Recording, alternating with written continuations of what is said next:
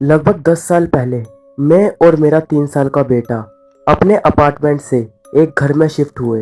वो घर बहुत पुराना था और बाहर के मुकाबले घर के अंदर ज़्यादा ठंडक रहती थी। हमें वहाँ आए हुए ज़्यादा टाइम नहीं हुआ था। मेरी एक फ्रेंड हमारे घर पर डिनर के लिए आई। पूरे समय हम बैठे और बातें करते रहे। वो काफ़ी अनकंफर्टेबल लग रही थी। जब मैंने उसके चेहरे की तरफ देखा तो मुझे लगा कि दूसरे कमरे में कुछ है और मेरी फ्रेंड उसकी तरफ ही देख रही है। उसकी आंखें बड़ी होने लगी और उसने कहा, आई हैव टू गो। मैंने उससे पूछा कि क्या हुआ, पर उसने मुझे बताने से मना कर दिया। उसका ये ऑड रिएक्शन काफी अजीब था। मैंने किचन से निकलते हुए उसका पीछा किया और पूछा कि क्या हुआ। फिर वो हल्की सी मुड़ी और उसने कहा कि ये हाउस हॉन्टेड है, लेकिन उसने यह नहीं बताया कि उसने देखा क्या था जिसने उसे ये सोचने पर मजबूर कर दिया। उस दिन से आज तक उसने मुझे कभी नहीं बताया कि उसने क्या देखा था। लगभग एक हफ्ते बाद मेरे 3 साल के बेटे ने कैजुअली पूछा कि डैड, बाथरूम में वो बूढ़ी औरत कौन है। एक दिन मैं ऑफिस जा रहा था, लेकिन मैं तभी घर के अंदर गया क्योंकि मैं अपना पर्स भूल गया था। जब मैं घर के अंदर घुसा तो दीवार पर लगी फोटो अचानक हिलने लगी और गिर गई। लेकिन वो फोटो सीधी नीचे नहीं गिरी थी, वो हॉरिजॉन्टली, यानी ऐसे गिरी थी जैसे किसी ने उसे फेंका हो, और वो टेबल पर जाकर गिरी, जो कि इतनी फोर्स थी कि टाइल्स भी आराम से टूट सकती थी। मुझे लगा कि जो भी इस घर में है वो हमें नुकसान पहुंचा सकती है।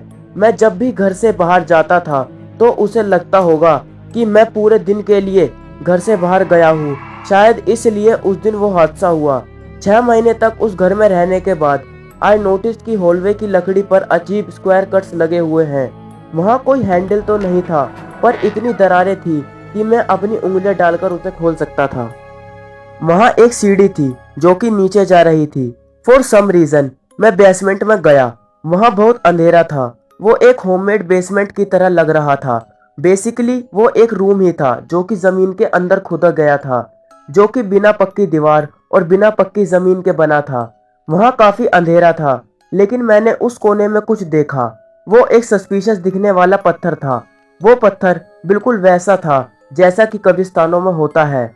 और तभी कुछ कीड़े मेरी तरफ आना शुरू हो गए। मैं बेसमेंट से जितनी तेज भाग सकता था उतनी तेज भागा और उस बेसमेंट में वापस कभी नहीं गया। और जो अगली चीज थी उससे ही मैं सबसे ज्यादा अफेक्टेड हुआ। यही हमारे घर छोड़ने का कारण बना। एक रात में सोने की कोशिश में बेड पर अपने पेट के बल लेटा हुआ था और मैंने किसी की कमरे में आने की आवाज सुनी। पैरों की आवाज दरवाजे से लेकर मेरे बेड तक आई। वो आवाज आनी मुश्किल थी क्योंकि जमीन पर कालीन बिछा हुआ था। जब पैरों की आवाज मेरे बेड तक पहुंची, मैंने महसूस किया कि किसी ने अपने हाथ मेरे बैक पर रखे हैं। 2 हाथ। वो मेरे पीछे अपने हाथों से रब कर रहा था। मैंने सोचा कि वो मेरा बेटा होगा। तुम क्या कर रहे हो, मैंने पूछा, लेकिन कोई रिप्लाई नहीं आया। मैं तुरंत उठा, लेकिन वहां कोई नहीं था। मैंने जाकर अपने बेटे के रूम में चेक किया। वो वहां आराम से सो रहा था। इस घटना के बाद हमने वो घर छोड़ दिया और उस घर की तरफ कभी नहीं देखा।